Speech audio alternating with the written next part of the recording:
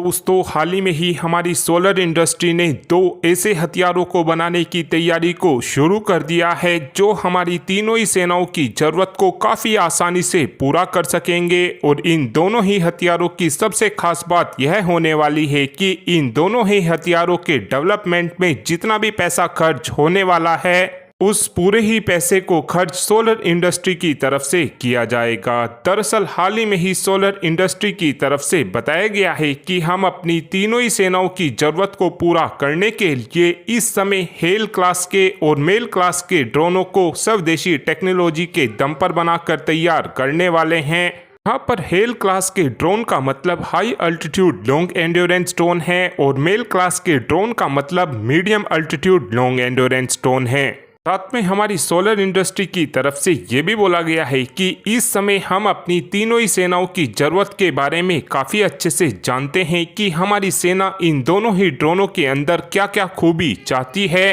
Solar industry की तरफ से जो medium altitude long endurance drone बनाया जाएगा वो 30,000 फीट के अल्टीट्यूड पर उड़ान भरने में सक्षम होगा और इस ड्रोन का एंड्योरेंस टाइम यानी कि इसकी उड़ान भरने की क्षमता 30 घंटों की होगी। सोलर इंडस्ट्री की तरफ से जो high altitude long endurance drone बनाया जाएगा वो 50,000 फीट की ऊंचाई पर उड़ान भरने में सक्षम होगा और इस ड्रोन का एंड्योरेंस टाइम 36 घंटों का होगा। इन दोनों ही ड्रोनों के अंदर जो इंजन लगाया जाएगा उस इंजन को विदेशी कंपनियों से इंपोर्ट किया जाएगा और इस समय बताया ये जा रहा है कि ये इंजन पैट एंड विटनी या फिर हनीवेल से खरीदे जाएंगे। इन दोनों ही ड्रोनों के अंदर जो एवियोनिक्स और सेंसर लगाए जाएंगे उनको हम प्राइवेट कंपनियों से खरीदेंगे और ये वही प्राइवेट कंपनी होंगी जो इस प्रोजेक्ट में सोलर इंडस्ट्री की पार्टनर कंपनी होगी। साथ में एक अपडेट डेटा पैटर्न द्वारा बनाई जाने वाली होक आई 900 रेडार को लेकर भी आया है, जहां पर इस समय बताया ये जा रहा है कि इस वक्त हमारी वायुसेना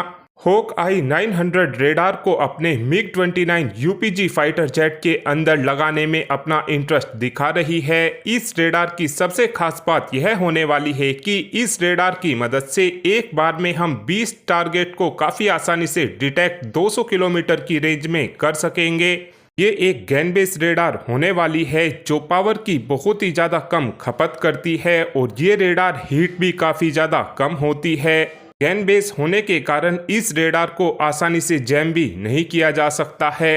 इस समय उम्मीद इस बात की जा रही है कि आगे चलकर भारत की तरफ से इस होक आई 900 रेडार को दूसरे देशों को भी एक्सपोर्ट किया जाए और आगे चलकर हम अपनी इस होक आई 900 रेडार का इस्तेमाल अपने तेजस फाइटर जेट के अंदर भी करने वाले हैं और आगे चलकर होक आई 900 रेडार सीधे ही उत्तम एईएसआर रेडार को टक्कर देने